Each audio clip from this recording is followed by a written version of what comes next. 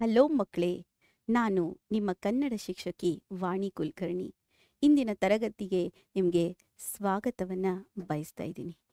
ಎಲ್ಲಾದರೂ ಇರು, ಎಂತಾದರೂ ಇರು, ಎಂದೆಂದಿಗೂ ನೀ ಕನ್ನಡವಾಗಿರು. ಕನ್ನಡವೇ ನಿತ್ಯ, ಕನ್ನಡವೇ ಸತ್ಯ ಅಲ್ವಾ? ಯಾಕಪ್ಪ ಮ್ಯಾಮು ಇದೆಲ್ಲ ಹೇಳ್ತಾ ಇದ್ದಾರೆ, ಕನ್ನಡವೇ ನಿತ್ಯ ಕನ್ನಡವೇ ಸತ್ಯ ಅಂತ ಹೇಳ್ತಾ ಇದ್ದಾರೆ? ಹಾಗಿದ್ರೆ ಮಕ್ಕಳೇ, ಇವತ್ತಿನ ತರಗತಿಯಲ್ಲಿ ನಾನು ನಿಮಗೆ ಏನಾದರೂ ಪ್ರಶ್ನೆಗಳು ಬರ್ತಾ ಇದೆಯಲ್ಲ, ಹೌದಲ್ವಾ? ಹಾಗಿದ್ರೆ ಏನು ಹೇಳ್ತಾ ಇರ್ಬೋದು? ನಾನು ಕನ್ನಡದ ಪ್ರಪ್ರಥಮ ಗ್ರಂಥವಾದಂಥ ಉಪಲಬ್ಧ, ಮತ್ತೆ ಅದನ್ನು ಹೇಳ್ತಾ ಇದ್ದೀನಿ, ಕನ್ನಡದಲ್ಲಿ ಉಪಲಬ್ಧವಾದಂಥ ಅಂದರೆ ನಮಗೆ ಸಿಕ್ಕಂತಹ, ಉಪಲಬ್ಧ ಅಂದರೆ ಸಿಕ್ಕಂತಹ ಮೊದಲ ಗ್ರಂಥವಾದ ಕವಿರಾಜ ಮಾರ್ಗದ ಕರ್ತೃ ಆದಂಥ ಶ್ರೀ ವಿಜಯ್ ಅವರು ಬರೆದಿರೋವಂಥ ನಾನು 3 ಪದ್ಯಗಳನ್ನು ಹೇಳ್ತಾ ಇದ್ದೀನಿ. ಇಲ್ಲಿ ಏನು ಹೇಳ್ತಾ ಇದ್ದಾರೆ ಅಂದರೆ, ಕನ್ನಡ ನಾಡಿನ ಕುರಿತು ನಾನು ಹೇಳ್ತಾ ಇದ್ದೀನಿ. ಯಾವುದಪ್ಪ ಹಾಗಿದ್ರೆ ಈ ಒಂದು ಪದ್ಯ ಅಂತ ಹೇಳಿದರೆ, ಕನ್ನಡ ನಾಡು ನುಡಿ ಮತ್ತು ಜನ ಅನ್ನೋ ಪದ್ಯ. ಹಾಗಿದ್ರೆ ಮಕ್ಕಳೇ, ಬನ್ನಿ ಇಂದಿನ ತರಗತಿಯನ್ನು ಪ್ರಾರಂಭಿಸೋಣ. ಏನಪ್ಪ ಅಂತ ಹೇಳಿದ್ರೆ, ನಮ್ಮ ಆ್ಯಸ್ ಯೂಶ್ವಲ್ ಕಲಿಕಾಂಶದೊಂದಿಗೆ.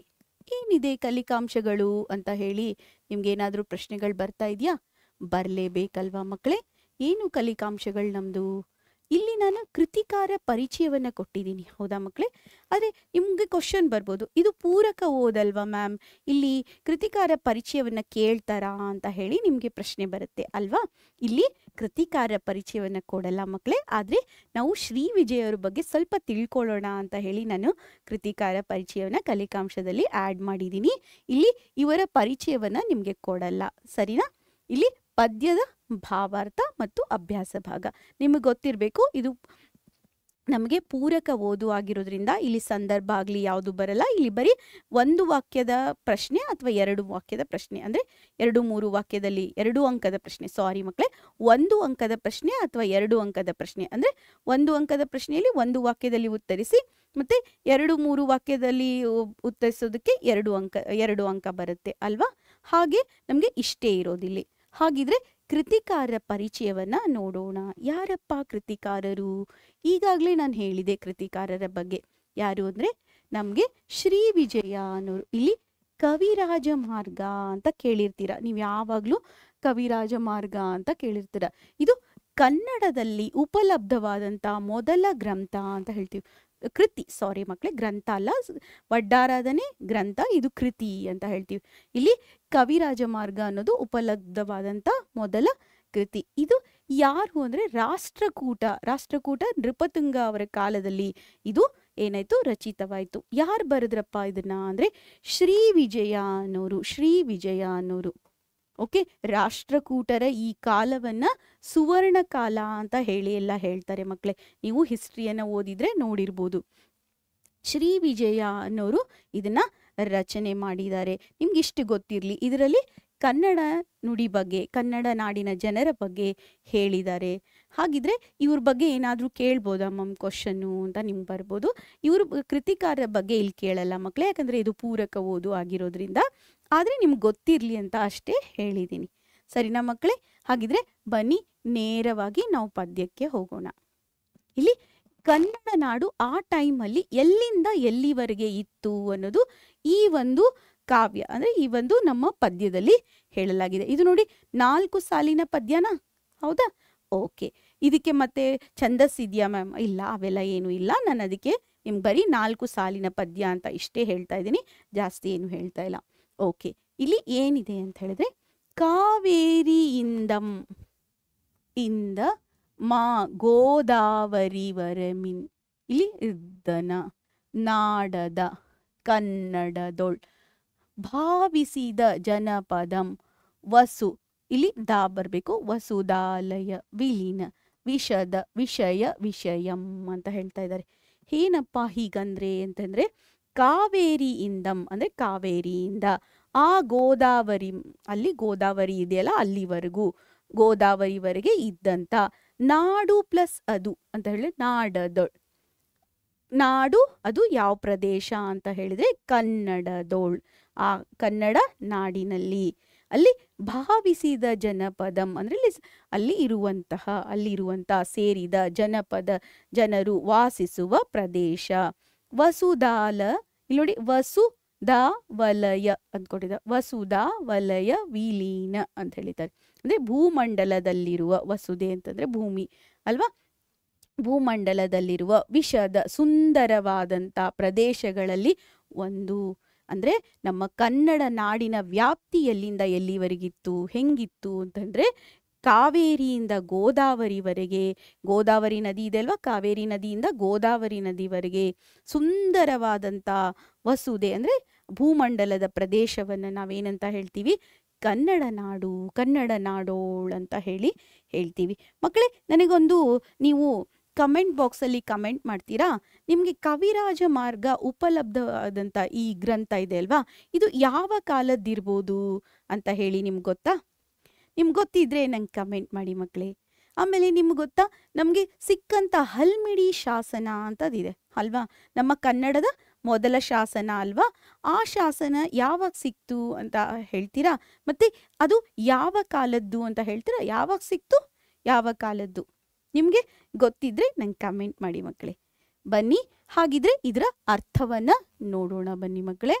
ಏನು ಅಂತ ಹೇಳಿದ್ರೆ, ಇಲ್ಲಿ ಕಾವೇರಿಯಿಂದ ಅಂದರೆ ಕಾವೇರಿ ನದಿಯಿಂದ ಗೋದಾವರಿ ನದಿವರೆಗೂ ಇದ್ದ ನಾಡದು ಆ ಕನ್ನಡ ನಾಡಿನಲ್ಲಿ ಸೇರಿದ ಜನಪದ, ಅಲ್ಲಿ ಸೇರಿರುವಂಥ ಜನರು, ವಾಸಿಸುವ ಜನರು ಈ ಸುಂದರವಾದ ಭೂಪ್ರದೇಶದಲ್ಲಿ ಇದ್ದಾರೆ. ಈ ಒಂದು ಭೂಪ್ರದೇಶದಲ್ಲಿ ಇರುವಂಥ ಜನರೆಲ್ಲ ಕನ್ನಡ ನಾಡಿನ ಜನರು, ಕನ್ನಡಿಗರು ಅಂತ ಹೇಳಿ ಅನ್ಕೊಳ್ಳಿ. ಕನ್ನಡಿಗರು ಅಂತ ಹೇಳಿ ಬಂದಿಲ್ಲ, ಕನ್ನಡ ನಾಡಿನ ಜನರು ಅನ್ನೋದಷ್ಟೇ ಬಂದಿದೆ. ಕನ್ನಡಿಗರು ಅನ್ನೋ ವರ್ಡ್ ಅಲ್ಲೇನು ಬಂದಿಲ್ಲ ನೋಡಿ, ಮತ್ತೆ ಕನ್ಫ್ಯೂಸ್ ಮಾಡ್ಕೋಬೇಡಿ. ಕಾವೇರಿಯಿಂದ ಗೋದಾವರಿವರೆಗೆ ಇದ್ದ ನಾಡದು ಆ ಕನ್ನಡ ನಾಡಿನಲ್ಲಿ ಸೇರಿದ ಜನಪದ ಅಂದರೆ ಜನರು ವಾಸಿಸುವ ಪ್ರದೇಶ, ಭೂಮಂಡಲದಲ್ಲಿರುವ ಸುಂದರವಾದ ಪ್ರದೇಶಗಳಲ್ಲಿ ಒಂದು ಅಂತ ಹೇಳ್ತಾ ಇದ್ದಾರೆ. ಸರಿನಾ ಮಕ್ಕಳೇ? ಇಲ್ಲಿ ನಿಮಗೆ ಯಾವುದೇ ರೀತಿಯಾಗಿ ಸಾರಾಂಶವನ್ನು ಬರೆಯೋದಾಗ್ಲಿ, ಭಾವಾರ್ಥವನ್ನು ಬರೆಯೋದಾಗ್ಲಿ ಕೊಡಲ್ಲ ನಿಮ್ಗೆ. ಇದರಲ್ಲಿ ನಾನು ಹೇಳ್ದಂಗೆ 1 ಅಂಕದ ಪ್ರಶ್ನೆ ಇಲ್ಲ 2 ಅಂಕದ ಪ್ರಶ್ನೆಗಳು ಮಾತ್ರ ಬರುತ್ತೆ. ಸರಿನಾ ಮಕ್ಕಳೇ? ಹಾಗಿದ್ರೆ ಮುಂದಿನ ಭಾಗದಲ್ಲಿ ಮತ್ತೊಂದು ನೋಡೋಣ. ಇಲ್ಲಿ ನೋಡಿ, ಅದರೊಳಗಂ, ಇಲ್ಲಿ ಅದರೊಳಗಂ ಕಿಸುವೊಲ ವಿದಿತ ಮಹಾಕೂಪಣ ನಗರದ ಪುಲಿಗೆರೆಯ ಸದಭಿಮಸ್ತತ ನೋಡಿ ಮ ಪ್ರಮುಖ. ಇಲ್ಲಿ ನೋಡಿ ದ ಅಂತ ಬಂದಿದೆ, ಈ ದ ಒಂದು ಇಲ್ಲಿ ಸೇರುತ್ತೆ, ಇಲ್ಲಿ ದ ಬರುತ್ತೆ, ಅದಕ್ಕೆ ದ ನಾಡುವಣ.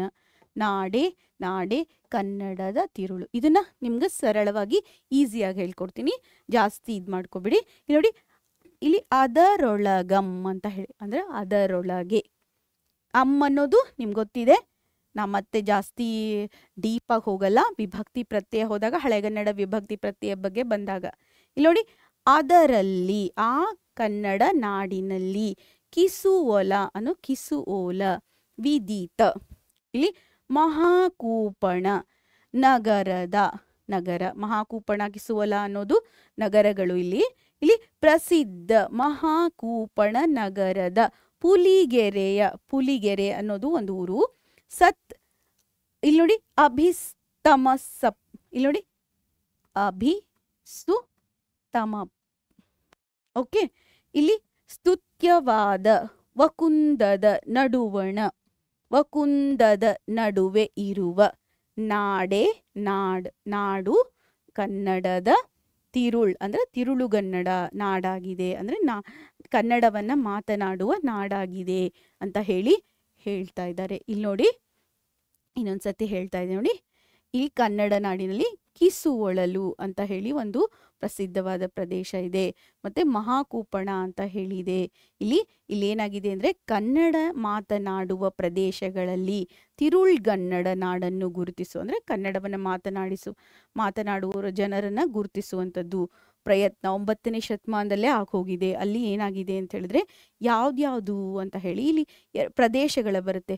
ಕಿಸು ಒಳಲು ಅಂತ ಹೇಳಿದ್ರೆ ಪಟ್ಟದ ಕಲ್ಲು ಅಂತ ಹೇಳ್ತಾರೆ. ಈಗ ಬಾದಾಮಿ, ಐಹೊಳೆ, ಪಟ್ಟದ ಕಲ್ಲು ಅಂತ ಕೇಳಿದ್ದೀರಾ? ಇಲ್ಲಿ ಬರುತ್ತೆ. ನೀವು ಬಾದಾಮಿಗೆ ಹೋದ್ರೆ ಪಟ್ಟದ ಕಲ್ಲು, ಐಹೊಳೆ ಅಂತೆಲ್ಲ ನೋಡಿರ್ತೀರಾ. ಆ ಪಟ್ಟದ ಕಲ್ಲು ಮತ್ತೆ ಈಗಿನ ಕೊಪ್ಪಳ ಅಂದ್ರೆ ಕೂಪಣ ಅಂತಂದ್ರೆ ಕೊಪ್ಪಳ ಅಂತ ಬರುತ್ತೆ. ಮತ್ತೆ ಪುಲಿಗೆರೆ ಅಂತ ಹೇಳಿದ್ರೆ ಲಕ್ಷ್ಮೇಶ್ವರ ಅಂತ ಹೇಳ್ತಾರೆ. ನೀವು ಕೇಳಿರ್ತೀರಾ ಲಕ್ಷ್ಮೇಶ್ವರ ಅಂತೇಳಿ, ಗದಗಿನ ಹತ್ರ ಬರುತ್ತೆ ಅದು ಲಕ್ಷ್ಮೇಶ್ವರ ಅಂತೇಳಿ.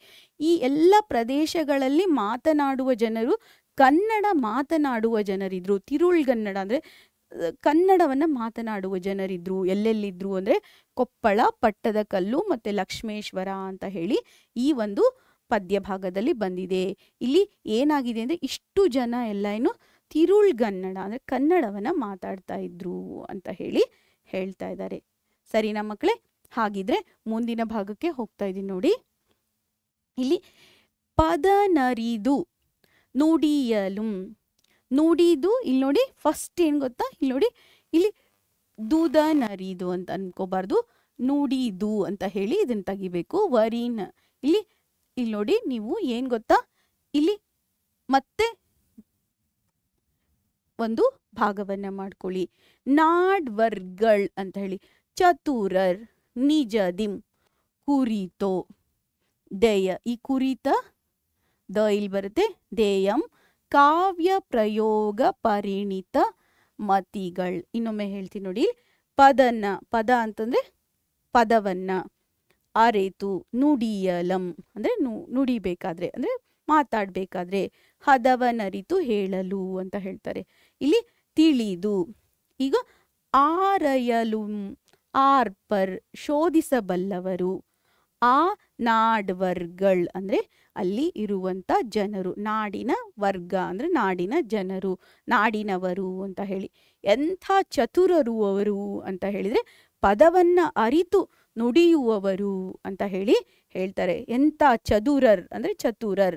ನಿಜದಿನ್ ಕುರಿತು ಅಂದ್ರೆ ನಿಜವಾಗಿ ಅವರು ಹೇಳಿದ್ರೆ ಉದ್ದೇಶಪೂರ್ವಕವಾಗಿ ಓದದಿದ್ರು, ಅವ್ರಿಗೆ ಓದ್ಲಿಕ್ಕೆ ಬರದೇ ಇದ್ರು ಕೂಡ ಅವರು ಕಾವ್ಯವನ್ನ ಬರೆಯುವಂತ, ಕಾವ್ಯವನ್ನ ಪ್ರಯೋಗ ಅಂತ ಹೇಳಿದ್ರೆ ಕಾವ್ಯವನ್ನ ಬರೆಯುವಂತ ಪರಿಣಿತಿಯನ್ನ ಹೊಂದಿದಂತ ಅವರಾಗಿದ್ರು. ಅಷ್ಟು ಬುದ್ಧಿವಂತರಾಗಿದ್ರು. ಅವ್ರಿಗೆ ಓದಕ್ ಬರದೇ ಇದ್ರು ಕೂಡ ಓದಕ್ಕೆ ಬರೆಯಕ್ಕೆ ಬರದೇ ಇದ್ರು, ಬರೆಯೋದಕ್ಕೆ ಇಲ್ಲಿ ಓದದಿದ್ದರು. ಅವ್ರು ಓದದೇ ಇದ್ರು, ಅವ್ರಿಗೆ ಎಂತ ಶಕ್ತಿ ಇತ್ತು ಅಂದ್ರೆ ಕಾವ್ಯವನ್ನ ಬರೆಯುವಂತ ಶಕ್ತಿ ಇತ್ತು ಕನ್ನಡ ನಾಡಿನ ಜನರಿಗೆ.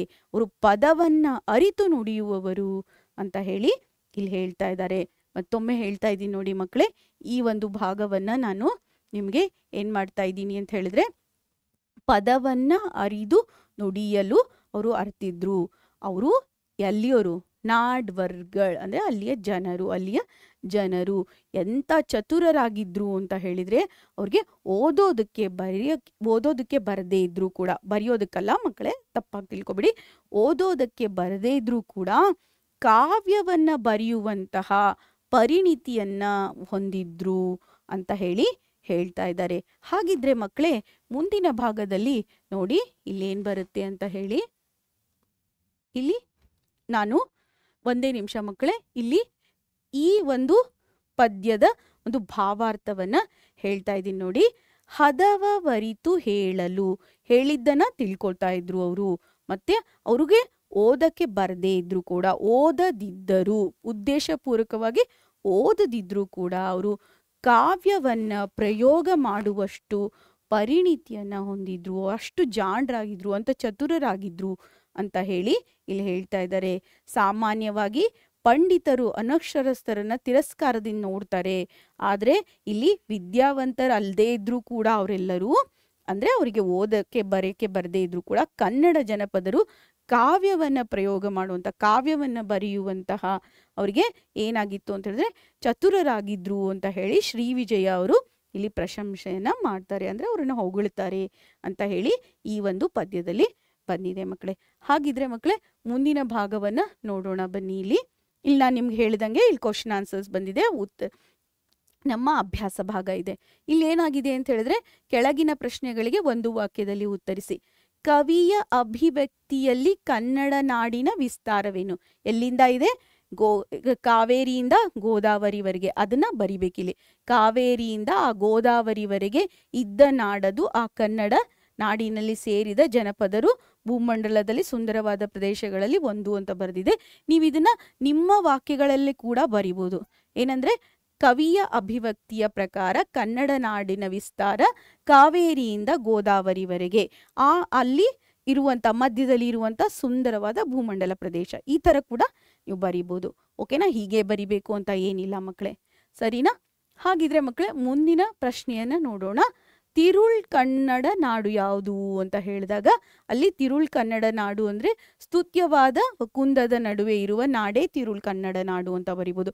ಅಥವಾ ನೀವು ಇಲ್ಲ ಅಂತ ಹೇಳಿದ್ರೆ ನೀವೇನ್ ಬರಿಬೋದು, ಪಟ್ಟದಕಲ್ಲು, ಕೊಪ್ಪಳ ಮತ್ತೆ ಲಕ್ಷ್ಮೇಶ್ವರದ ಬಗ್ಗೆ ಕೂಡ ಇಲ್ಲಿ ಬರಿಬೋದು. ಇಷ್ಟೇ ಬರಿಬೇಕಾ ಅಂತ ಹೇಳಿ ಏನ್ ಪ್ರಶ್ನೆ ಇಲ್ಲ. ಸರಿನಾ? ಓಕೆನಾ ಮಕ್ಕಳೇ? ಹಾಗಿದ್ರೆ ಮುಂದಿನ ಪ್ರಶ್ನೆಗೆ ಉತ್ತರ ನೋಡಿ ಮಕ್ಕಳೇ. ಇಲ್ಲಿ ಕನ್ನಡಿಗರ ಕಾವ್ಯ ರಚನಾ ಶೈಲಿಯನ್ನು ಕವಿಯು ಹೇಗೆ ವರ್ಣಿಸಿದ್ದಾನೆ ಅಂದ್ರೆ ಹದವನರಿತು ಹೇಳಲು, ಅಂದ್ರೆ ಅವರಿಗೆ ಯಾವುದೇ ರೀತಿಯಾಗಿ ಪದವನ್ನ ಅವರು ಏನ್ ಮಾಡ್ತಿದ್ರು, ಅರಿತು ಹೇಳ್ತಿದ್ರು.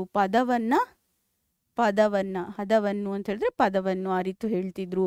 ಮತ್ತೆ ಅವ್ರು ಎಂತ ಚತುರರಾಗಿದ್ರು ಅಂದ್ರೆ ಓದಕ್ ಬರ್ದೇ ಇದ್ರು ಕೂಡ ಕಾವ್ಯವನ್ನ ರಚಿಸುವಂತ ಅವರಿಗೆ ಶಕ್ತಿ ಇತ್ತು ಅನ್ನೋದನ್ನ ಇಲ್ಲಿ ಬರಿಬೇಕು ಮಕ್ಕಳೇ. ಹೀಗೆ ಬರಿಬೇಕು ಅಂತಿಲ್ಲ, ನಿಮ್ಮ ವಾಕ್ಯದಲ್ಲಿ ಕೂಡ ಬರಿಬೋದು ಮಕ್ಕಳೇ. ಹಾಗಿದ್ರೆ ಮಕ್ಕಳೇ ಇವತ್ತಿನ ತರಗತಿ ಏನಾಯ್ತಪ್ಪ ಅಂತ ಹೇಳಿದ್ರೆ ನಾವು ಕನ್ನಡ ನಾಡು ನುಡಿ ಮತ್ತೆ ಜನ ಅನ್ನುವಂಥ ಶ್ರೀ ವಿಜಯವರು ಬರೆದಂತ ಪದ್ಯ ಭಾಗವನ್ನ ನೋಡಿದ್ವಿ. ಇದು ಪೂರಕ ಓದು ಆಗಿರೋದ್ರಿಂದ ಮಕ್ಕಳೇ ಇಲ್ಲಿ ಕೃತಿಕಾರ ಪರಿಚಯವನ್ನ ಕೇಳಲ್ಲ, ಓನ್ಲಿ ಅಭ್ಯಾಸ ಭಾಗ ಇದೆ. ಅಭ್ಯಾಸ ಭಾಗದಲ್ಲಿ ಅದು ಕೂಡ 1 ಅಂಕದ ಪ್ರಶ್ನೆ ಮತ್ತೆ 2 ಅಂಕದ ಪ್ರಶ್ನೆ ಮಾತ್ರ ಇರುತ್ತೆ. ಇಲ್ಲಿ ನಿಮಗೆ ಯಾವುದೇ ರೀತಿಯಾದ ಹೊಸ ಆ್ಯಡ್ ಆಗಿರೋದ್ರಿಂದ ಇಲ್ಲಿ PYQs ಇಲ್ಲ ಮಕ್ಕಳೇ. ನಿಮಗೆ ಅಭ್ಯಾಸ ಭಾಗವನ್ನ ಡಿಸ್ಕ್ರಿಪ್ಷನ್ ಬಾಕ್ಸಲ್ಲಿ ಹಾಕಿದ್ದೀವಿ. PYQs ಯಾಕಿಲ್ಲ ಅಂದರೆ ಇದು ಹೊಸದಾಗಿ ಆ್ಯಡ್ ಆಗಿರುವಂತಹ ಒಂದು ಪದ್ಯ ಆಗಿರೋದ್ರಿಂದ. ಈಗ ನಾವೇನು ಮಾಡಿದ್ವಿ ಅಂದರೆ ಕನ್ನಡ ನಾಡು ನುಡಿ ಜನ ಅನ್ನೋ ಪದ್ಯ ಭಾಗವನ್ನ ನೋಡಿದ್ವಿ. ಯಾರಪ್ಪ? ಶ್ರೀ ವಿಜಯ ಅವರು ಬರೆದಂಥದ್ದು. ಈ ವಿಡಿಯೋ ನಮಗೆ ಇಷ್ಟ ಆಗಿದ್ರೆ ಲೈಕ್ ಮಾಡಿ, ಶೇರ್ ಮಾಡಿ, ಸಬ್ಸ್ಕ್ರೈಬ್ ಮಾಡಿ. ಹಾಗೆ ಡಿಸ್ಕ್ರಿಪ್ಷನ್ ಬಾಕ್ಸಲ್ಲಿ ಅಭ್ಯಾಸ ಭಾಗವನ್ನು ಹಾಕಿದ್ದೀವಿ, ಅದನ್ನು ಅಲ್ಲಿಂದ ಡೌನ್ಲೋಡ್ ಮಾಡಿ ಉಪಯೋಗಿಸ್ಕೊಳ್ಳಿ. ನಿಮ್ಗೆ ಏನಾದರೂ ಪ್ರಶ್ನೆಗಳು ಬಂದರೆ ವಾಟ್ಸಪ್ಪಲ್ಲಿ, ಟೆಲಿಗ್ರಾಮಲ್ಲಿ ನನಗೆ ತಿಳಿಸಿ. ಹಾಗಿದ್ರೆ ಈ ತರಗತಿ ನಿಮ್ಗೆ ಇಷ್ಟ ಆಯಿತು ಅಂತ ಅನ್ಕೋತೀನಿ. ನಾನು ನಿಮ್ಮ ಕನ್ನಡ ಶಿಕ್ಷಕಿ ವಾಣಿ ಕುಲಕರ್ಣಿ ಇಲ್ಲಿಗೆ ಈ ತರಗತಿಯನ್ನು ಮುಕ್ತಾಯಗೊಳಿಸ್ತಾ ಇದ್ದೀನಿ ಮಕ್ಕಳೇ. ಧನ್ಯವಾದಗಳು.